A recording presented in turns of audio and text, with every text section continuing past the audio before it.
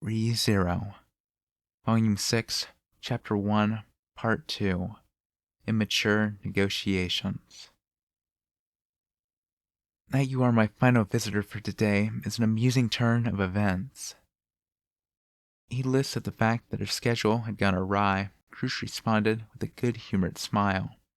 Dressed in male attire, Krush was sitting heavily in a chair in the reception room with her legs elegantly crossed. She stroked her deep green hair, her amber eyes narrowing as her gaze pierced his chest. Subaru thought her sharp look would have bowled over his old self in an instant. Now, with Rem at his side, he didn't feel nervous at all facing her like this. In the meantime, Fair stood behind Krush, his feline ears twitching as he glared at Subaru in obvious dismay. Fortunately, there's a break in my schedule between now and supper. I am able to humor you without any issues until then. Since Mew asked out of the blue, this is the only time she has available, meow. The depth of Lady Crush's indulgence should make you bow your head to the ground in gratitude, Subaru. Do not be concerned. I need no thanks nor groveling. Oh my, Lady Crush, your gallantry and generosity are making me fall for you even more. I'm in love. Ferris and Krush engaged in their usual game where the master rebuked your servant for his attitude. Beating around the bush won't solve anything, and I don't think you like that stuff anyway. Subaru needed to be careful how he broached the topic, but a roundabout discussion would only draw Krush's ire. You sought this audience. I shall let you start. What is it you want? She really did get right to the point. Subaru licked his dry lips to moisten them, took a deep breath, and dived on. The witch cult, or whatever it's called, is planning to attack Roswell's territory. I want you to lend me your strength so we can crush them. Subaru cut right to the issue at hand. These were the conditions necessary for fulfilling his goal. He needed a raw fighting power to oppose the witch cult. Without Roswell to rely on, he had to go elsewhere, and Krush was a good fit. I see. The witch cult, is it? Subaru's request garnered various reactions from the others in the reception room, but Krush nodded. When her glossy lips turned up in a wry smile, Subaru was startled by this side of her he hadn't seen before. Her response had betrayed all of Subaru's expectations, but the fuse had already been lit. Subaru's heart beat hard and fast as he waited for Krush's next action, when... What is the matter? I told you, this is your time to speak. While Subaru hesitated, the thin smile remained on Krush's face as she inclined her head. The unexpected remark threw him off somewhat. It's as I said just now. Surely you do not intend to conclude with that request alone. What is your reason for asking this of me? What will come about as a result? What advantage would I gain from accepting your call for aid? One cannot dub this a negotiation when those things are not yet clear. Irk. Subaru's voice caught. Krush seemed turned off. She closed one of her eyes. From that gesture alone, Subaru knew just how impudent he had been. I suppose you're right about that. Sorry, that was rude of me. Bear with me a little. I don't really have any experience with negotiations like this. It's only natural to acknowledge personal shortcomings. Do not worry. But this conversation lasts only until supper. Keep this in mind. Mentioning the time limit directly after a display of generosity plainly showed that she was employing both the carrot and the stick. First, the reason I'm asking for your help. Put simply, we don't have enough manpower, way too little to stand up against the number of witch cult attackers. As a result, we can't fend off the assault. A simple story, but is Lord Mathers not sufficient by himself? He may well be the strongest fighter out of anyone in Lagunica. The witch cult should be no match when relying on numbers alone. If they all gathered in one place, that might be the case, but it's not. There's only one of Roswell, and they'll be attacking at least two places at once. If nothing else, the village and the mansion were already two targets for certain. He remembered hearing "sweeping clean" and the like multiple times. It was possible they'd assaulted even passing dragon carriages and traveling merchants. I see. I understand your position. However, is this not Lord Mathers neglecting his domain? The duty of a lord is to maintain his martial might to keep the peace. If his overconfidence has led him to be lax in these duties, his reputation as Marquis will inevitably suffer. I can't disagree with a single word you said. Anyway, for those reasons, we don't have enough to deal with the witch cult. I want something to fight with, the power of numbers. For the purpose of negotiations, Super concealed that Roswell and the power he brought to the table might not even be present. He glanced sideways at Wilhelm. If his request was accepted, Wilhelm was of course a part of Crucia's forces that he hoped to borrow. Perhaps understanding the meaning behind Subaru's gaze, Crucia exhaled as she seemed to sink into deep thought. The witch cult. They are finally making a move, I see.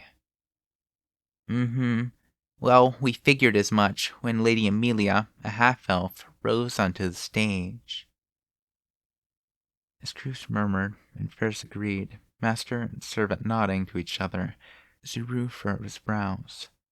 But before he could ask anything, Zuru shifted his focus to the side, where Rem, seated there, silently pursed her lips as fierce emotion poured out of her. The expression on her profile was intentionally blank, but her internal turmoil was obvious. The witch cult, the object of Rem's hatred, was now Subaru's greatest enemy. He probably had the same look in his eyes as she did. Your circumstances are clear now. Next, I'll hear the reason for choosing to ask my house for aid, and your logic in doing so. I picked you and your people because you have the best chance of turning this thing around. Besides, you've given Rem and me your hospitality, and I think it's easier to work with you than the other candidates. Zuru had expected this line of questioning, so he had an answer prepared. Deep down, he believed there were others who were easier to deal with than Krush, but Subaru's own sentiments and the ease of contacting her at the moment had led him to the current meeting. Easier to work with, you say? Yeah, that's right. That's why I wanted to come to speak to you about Subaru Natsuki. Allow me to correct you about one thing. As she received Subaru's reply, Krush gave him a beaming smile, rich in meaning, as she raised a single finger. My hospitality for you as a host has engendered a misunderstanding. For this I apologize. What do you mean, a misunderstanding? I am not treating you like an enemy. However, Amelia and I are already political rivals. Do you see? Amelia stands in opposition to me. But you took us under your roof.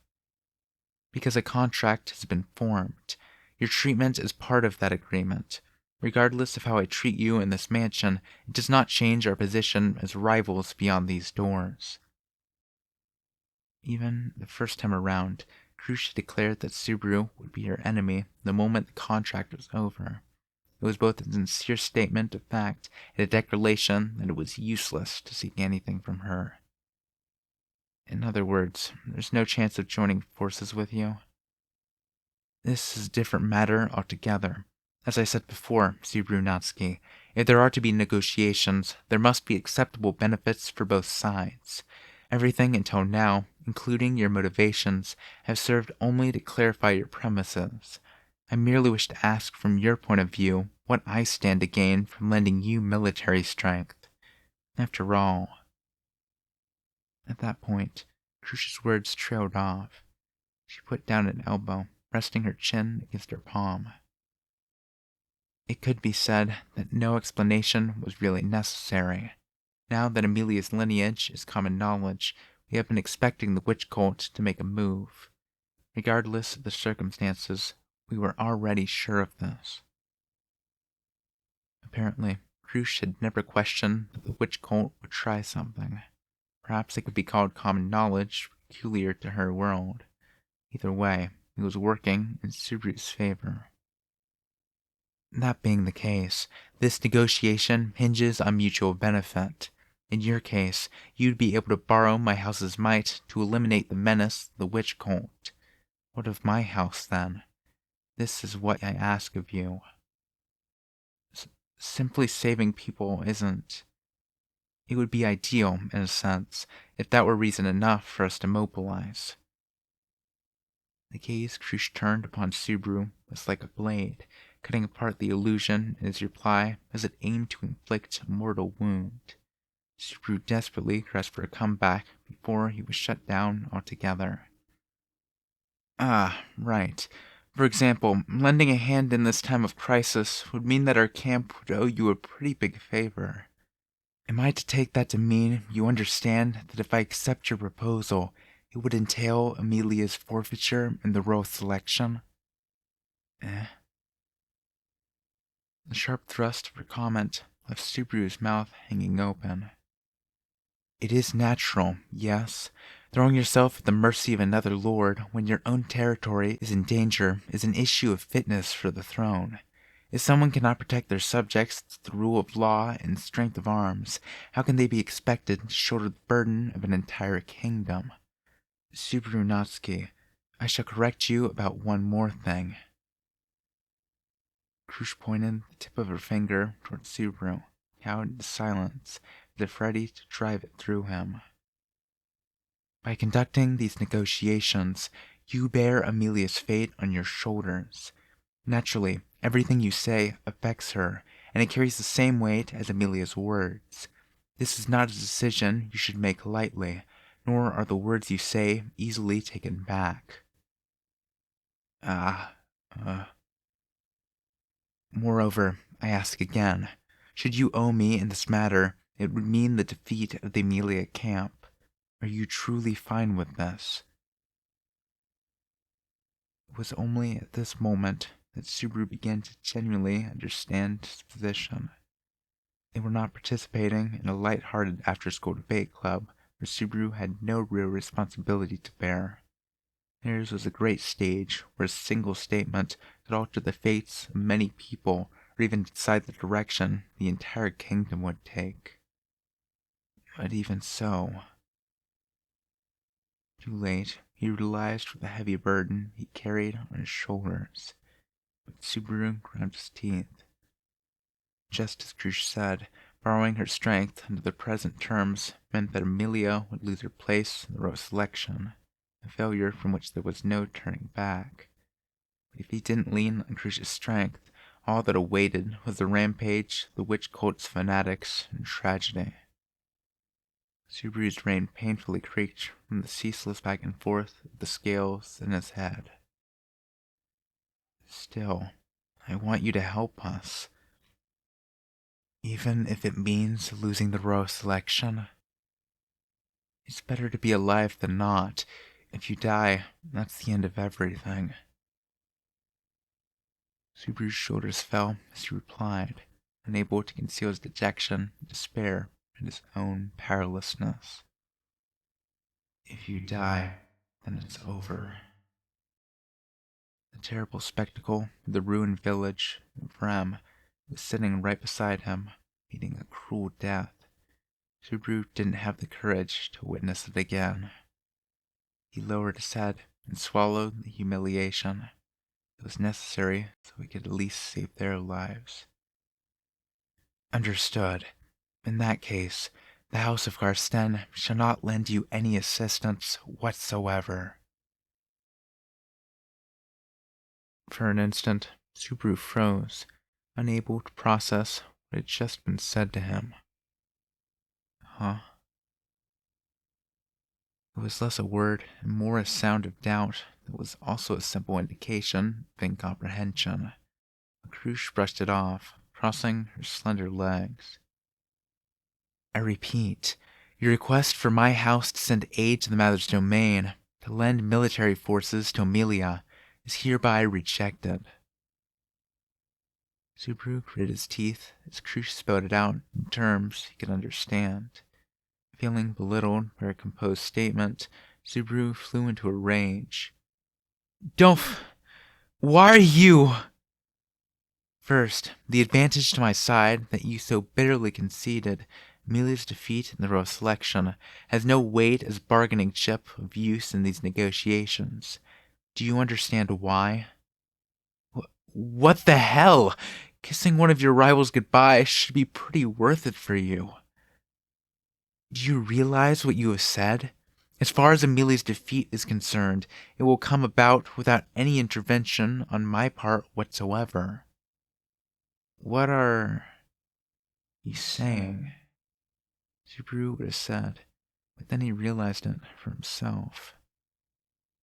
As you have stated, without aid, Amelia cannot protect the mother's domain, meaning, at this rate, and completely without my involvement, Amelia will be defeated in the royal selection. Indeed, were I to recklessly lend assistance, the knowledge I was involved in Amelia's defeat would itself become a problem with the other candidates. As you are aware, my house is currently the favorite to win this royal selection.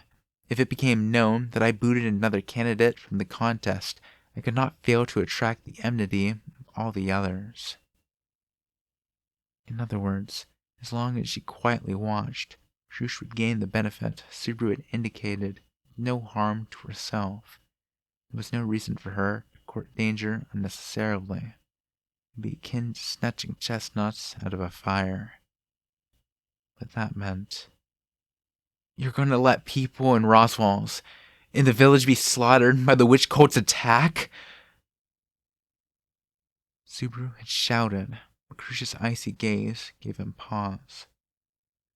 I shall correct your misunderstanding, and I am changing the subject, Subaru Natsuki. Ugh! It is Amelia's lack of power to protect her domain, and Amelia's lack of ability that has invited disaster upon our populace, not mine. Lack of power, lack of ability. The weight of those words shocked him. Subaru felt a need to rail against Krisha's claims, and yet the childish, emotional retorts welling up within him did not grant him the strength to refute Krisha's sound argument. It would seem you have said your piece. Krush checked the time, as indicated by the amber light of the magic time crystal above the reception room's door. It shall soon be Earth time, time for supper, all according to schedule, apparently. Seeing Krush about to rise from her seat, Subaru was suddenly stricken by nervousness as he called out, Wait! He raised a hand to stop Krush from breaking off the conversation, desperately searching inside his head for some way to keep negotiations going. You'll really abandon them? The folks in the village haven't done anything wrong. There's no reason for them to die. But the words that came out of Subaru's mouth were little more than a feeble attempt to appeal to another's charity. A faint look of disappointment entered Krisha's eyes. She listened to his immature reasoning. I told you, I am not the one whose strength is insufficient. Don't you feel bad knowing and abandoning them anyway? If you have the power to save them, why won't you? What's wrong with helping people? Because it's someone else's land, it's not your problem? Would you just shut up and listen a little? It's fine, Ferris. But Lady Krush, this time he's gone too far, meow. He's bared his spirit. It does not sit well with my beliefs to withhold an answer.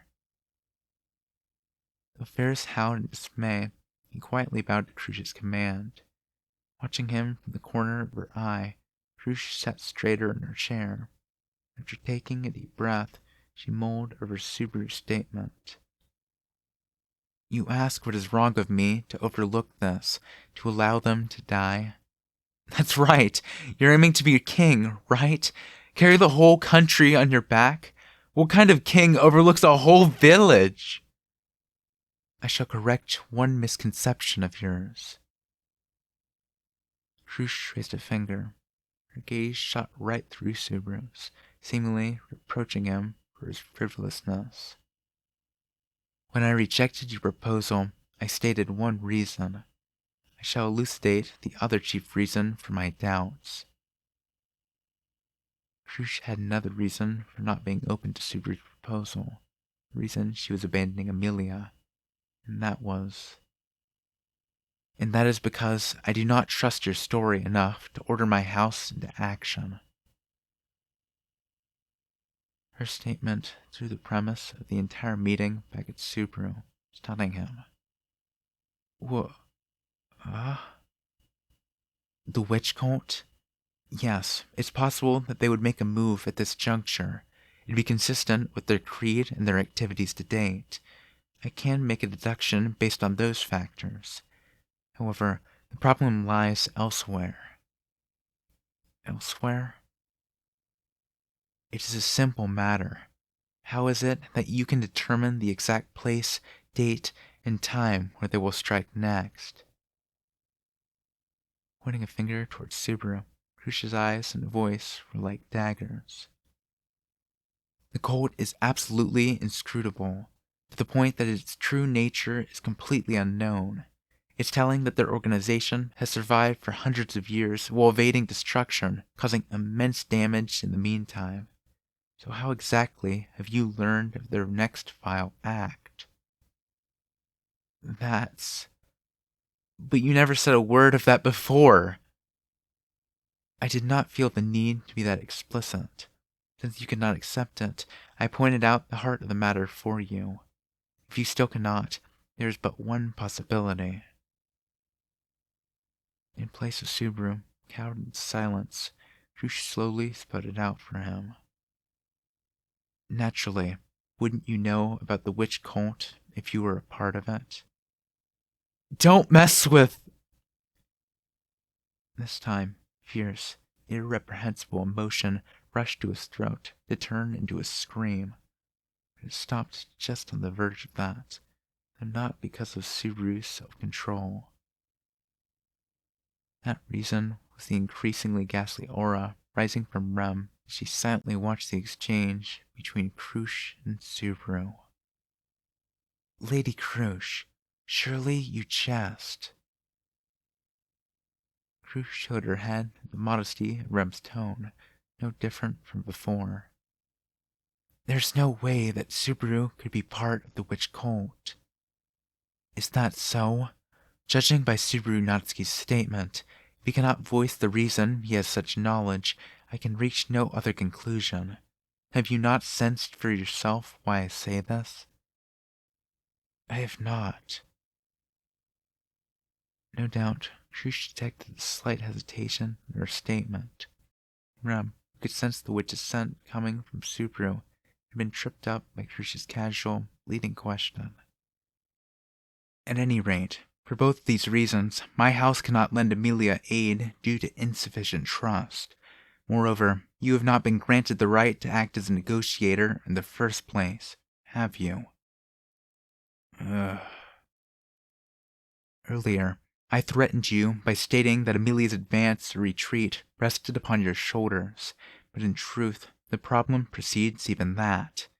At this juncture, you have no responsibility at all. She charged ahead alone, tried to protect things alone, and failed alone. Krush's words calmly tore into Subaru's barred heart.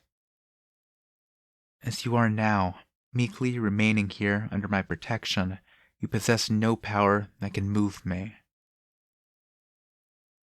Over and over again, her words crashed into him, exposing Subaru's helplessness, pressing onto him his ignorance, driving home his spinelessness, and mocking him for being senseless, rash, indiscreet, and ugly, with backhanded sympathy thrown in for good measure. Subaru was overwhelmed by the realization that absolutely nothing had gone the way he wanted. Had he made a mistake somewhere? He was only trying to do the right thing. Thinking about himself correct, he believed someone would help him. and so he had searched, beseeched, and begged. Wasn't that what you're supposed to do?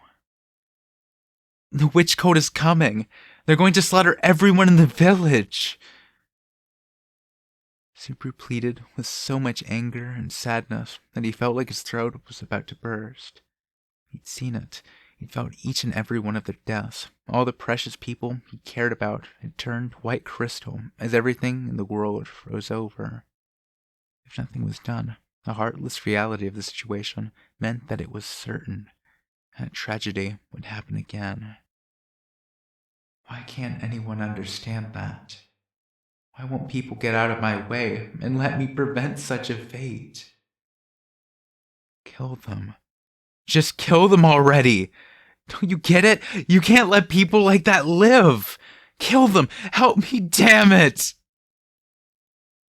Subaru fell to his knees, prostrating himself as he earnestly implored her for assistance. If he needed to put his forehead to the floor and beg, he would happily play the clown. As long as Krush would lend her strength, he didn't mind being looked down upon or insulted. He'd even bark like a dog or cluck like a chicken, as long as his bloodlust could be sated then. So that is the true motive for your actions? But in the face of Subaru's sincere, unwavering, humiliating plea, you hate the witch cult. That's the reason you approached Amelia, is it not? This woman of influence, who never made decisions based on her emotions, held not the slightest shred of pity. Torn apart by her cold voice and gaze, Subaru was speechless, his shoulders trembling. Engulfed by a torrent of emotions, Subaru no longer knew whether he was feeling anger, sadness, or some strange mixture of the two. No, I just want to save everyone. Crucia's conclusion was off the mark. The idea that he acted solely because of hatred for the witch cult was nothing more than a misunderstanding from an incomplete perspective. Subaru's feelings were always rooted in trying to help others, weren't they? And yet, he could not raise a single word in rebuttal. You cannot deceive others with the lies you tell yourself.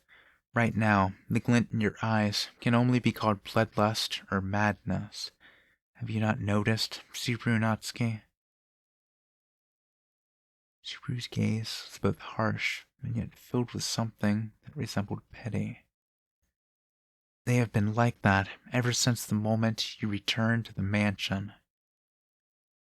Her dry observation elicited a dramatic reaction from Subaru.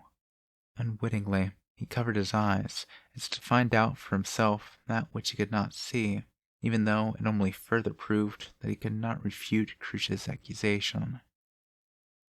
I do not know why you are so obsessed with the witch cult. The cult has perverted the lives of many. Perhaps you are one among them. Perhaps your anger and hatred are entirely just.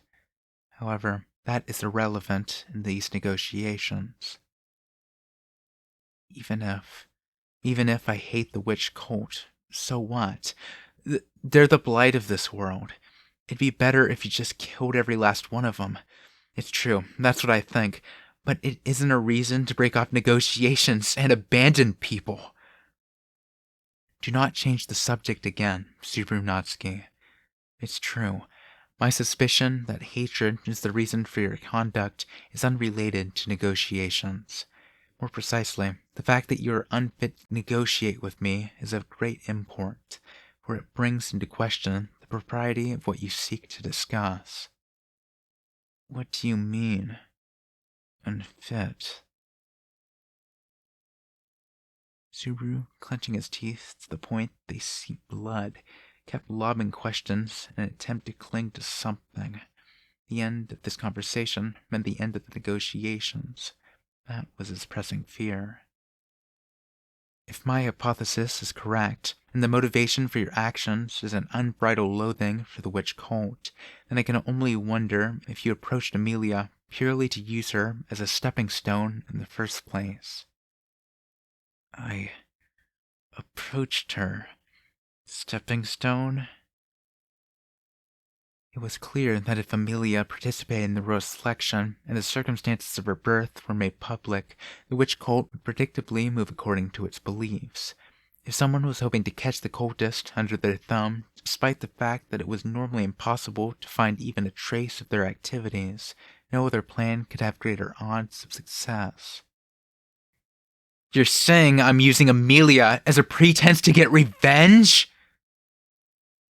Subaru pounded his fist onto the table before him, raising a shout and the unbelievable accusation. Do you think your display just now, and simply yelling no, can convince me? Hatred shows clearly in your eyes, and bloodlust oozes from your every word, the sort that clings to a person so thickly and grows so hard it can never be scraped away, let alone forgotten. No, no, no, no, no! Crucia's statement did not capture Subaru's true character in the slightest. They're evil whether I hate them or not. You can't let people like that live. That's why we should kill them all. That'll save everyone. It'll help everybody. No one has to suffer. Those bastards just need to die. I have told you already, Subaru Natsuki. If you do not even believe the lies you tell yourself, there is no chance they will deceive anyone else. While Subaru breathed raggedly, his eyes bloodshot, Crush refuted him in a hard voice. As Crush's shoulders heaved, she looked at him with narrowed eyes from her seat and spoke. Bereft of hatred, bloodlust, and bile toward the witch cult, your statements are unconvincing. Why? When Subaru spoke with a broken voice, Crush looked at him with sympathy and pity in her eyes. Do you really not understand? However, Subaru's brows furrowed with perplexity at what Crush was getting at. She lowered her eyes, unable to conceal her disappointment and dismay at his reaction. You have not said, I want to save Amelia, even once. Huh? You claim to want to save people, to protect people, smoothing things over on the surface while darker emotions boil up inside you. At the very least, it is inconsistent with what I saw of you in the throne room. Unable to understand the meaning of Crush's words, Subaru wavered, his gaze hollow. I wasn't thinking about saving Lady Amelia. It couldn't be true. Ever since he had been transported to this new world, from the first time she'd saved his life, Subaru lived for Amelia. His feelings were no different in the throne room, during the incident at the parade ground, or even during his negotiation with Crush. If the situation was left to play out as it was, he'd lose her in the village. His actions were for the sake of saving them. And absolutely, absolutely, absolutely, not because hatred seized his heart. Abruptly, a voice struck Subaru, breaking the silence. I cannot permit you to advance any farther. Subaru's mind was instantly jolted back to reality. In front of him was Wilhelm, standing straight. The elderly man had placed himself beside the table, separating Subaru and Crush with compassion on his deeply wrinkled face. For some reason, that downward, tender gaze was really rubbing Subaru the wrong way. Abruptly, something tugged on his sleeve. Subaru! Rem was grasping Subaru's sleeve, her eyes filled with sadness. Please calm down. Nothing will come of losing control here, and if you do, I won't be able to fight off Master Wilhelm. Control? What are you talking about? I'd never do anything violent. Wait. Then what do you intend to do with that tablespoon you're squeezing so hard? Maybe your parents raised you badly, but that's not how you hold one. Meow. When Ferris pointed it out, Subaru realized for the first time that he was holding a tablespoon in his right hand, and that he was crudely gripping it backward, like he was going to stab someone with it. Ow. When did I? Just like Rem pointed out, violence will get you nothing, meow. If you fly into a rage here, I'll just keep Rem occupied while Old Man Will slices you in half. Moreover, I do not want to issue such a command. To do so after you have stayed here for several days would cause political problems, and I would rather not stain the carpet that my father sent me as a present. In the face of Subaru's insolence, Crush still behaved reservedly. This was at once a display of greatness for character and scorn for the powerlessness of Subaru, who had nothing to wield in anger save a tiny utensil. All of it really rubbed him the wrong way. But instead of an apology, dogged insistence came out of his mouth. So you're not going to lend me a hand, no matter what, then? Correct. Your statements are not credible, nor does cooperating with you hold any attractiveness for my side. Accordingly, I shall observe from a distance. The witch cult is coming. When they get here, they're going to kill all the people in that village. Knowing but not doing anything means it'll be your sloth that kills the village.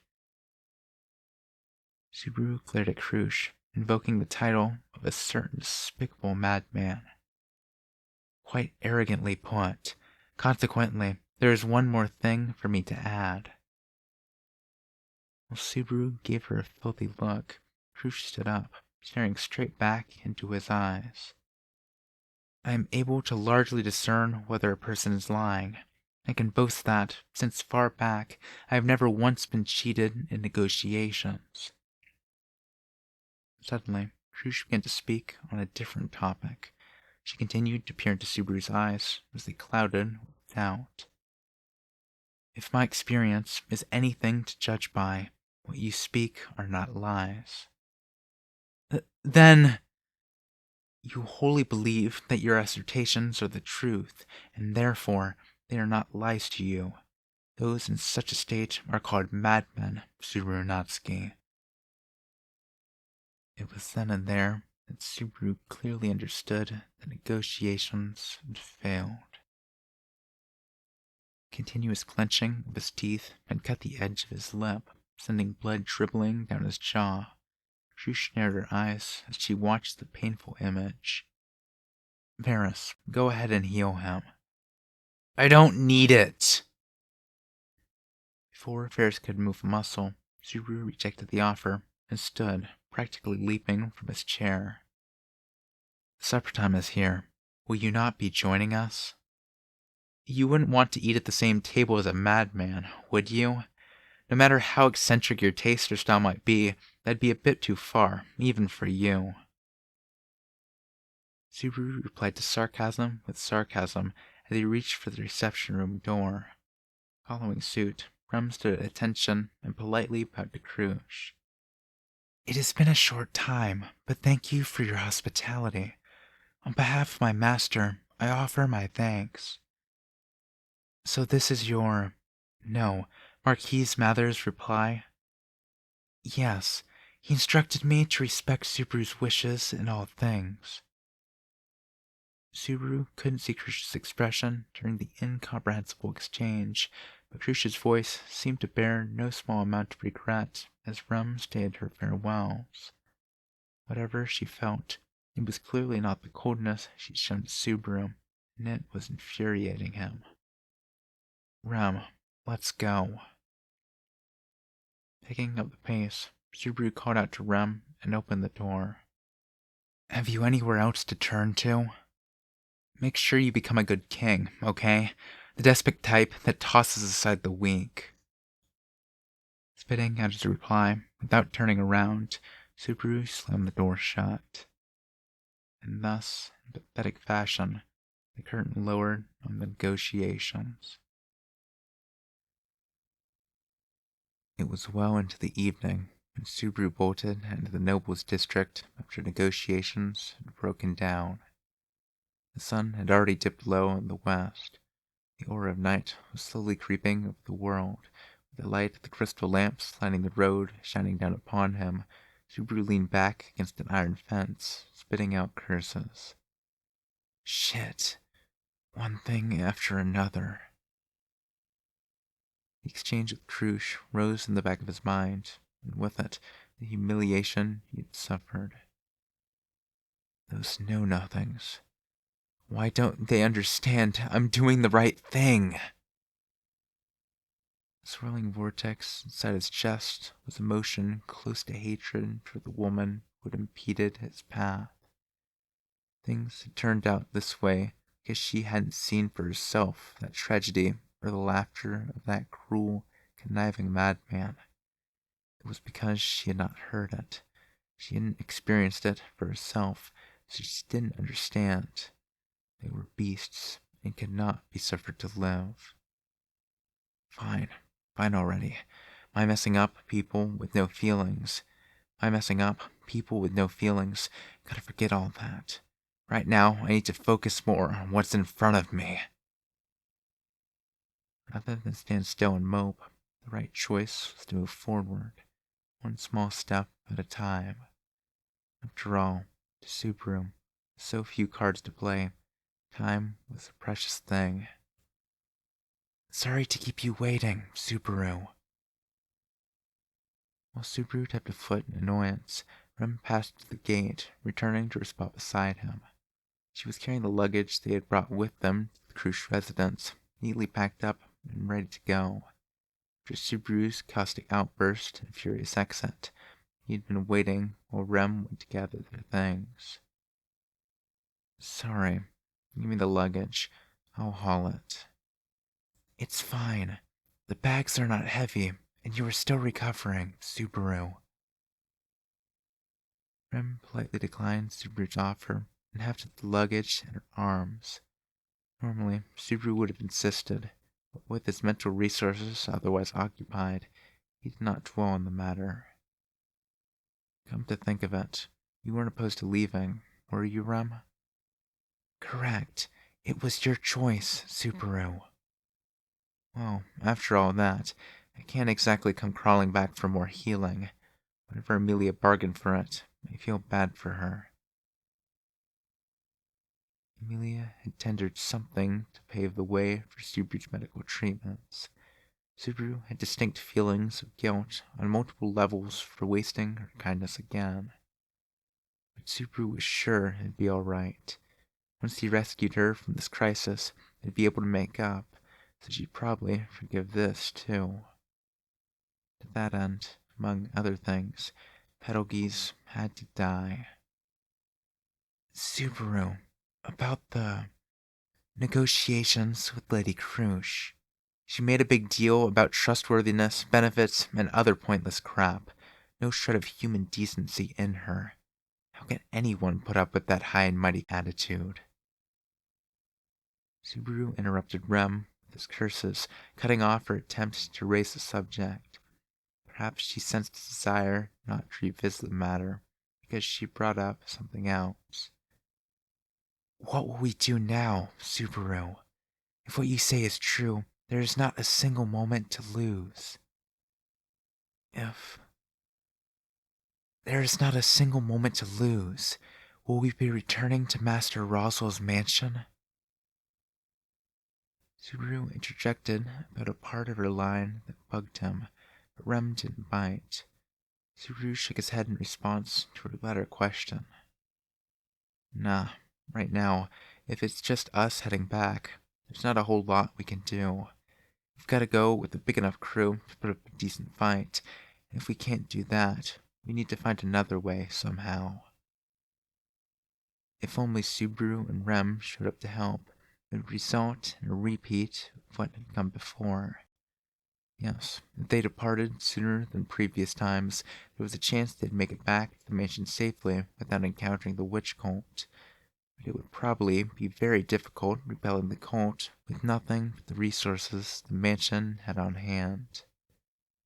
We just don't have the numbers. What the hell has Roswell been up to? By himself, Roswell was powerful enough that they might be able to send the gold packing. So what was that court magician doing at the very moment they needed him most?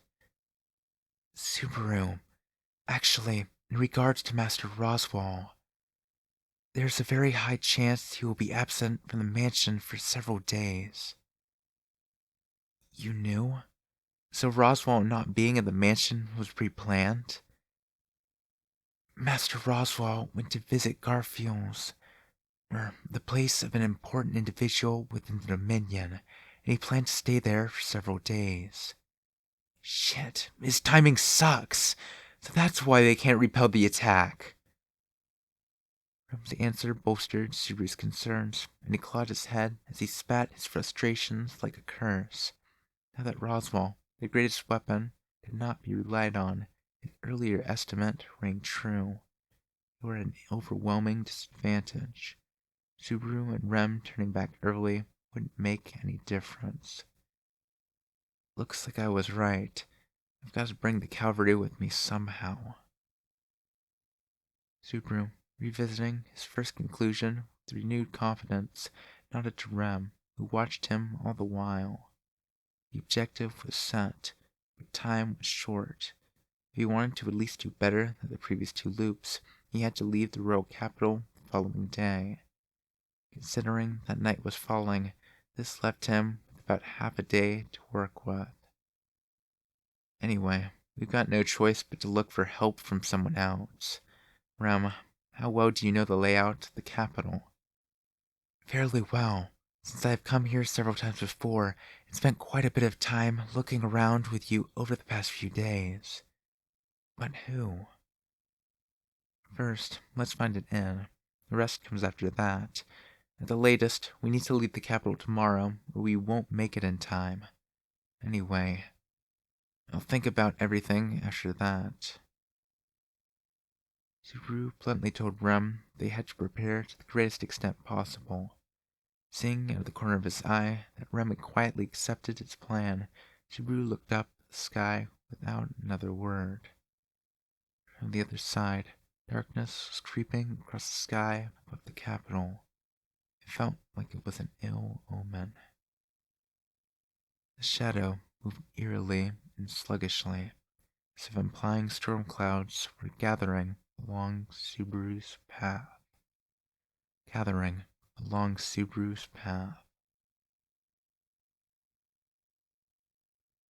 Well, that was a long part. I If this video all comes out in one part, I might be a little surprised, but we'll see. I kind of wanted to see if I could get it all out one part. So,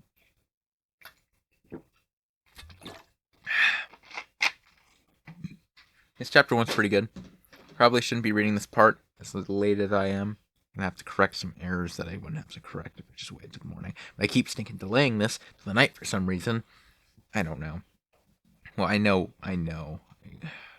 It's not my own fault. I need to read stuff earlier. Been playing games and junk and life and oh, how is it going for you? Hope it's going well. Getting into this book, getting a bit in already. 68 pages at for whatever's. This book's weird. This book's got 6 chapters. No other book has gotten more than 5 chapters in either this or no game. I'm not counting prequels, preludes, or intros, or epilogues, or intermissions, because I guess if we counted those, the one with Rem's backstory would be the longest. I'm gonna stop talking in a minute. I'm tired. I need to actually go to sleep, and I'm not gonna be able to talk logically if I keep going. Well, thank you for watching this. Hopefully this came out well. Hopefully this came out in one piece. And if it didn't, well, I'll work on it, I guess. Try to get some longer segments. Thank you. And I suppose I'll see you guys next time. Bye.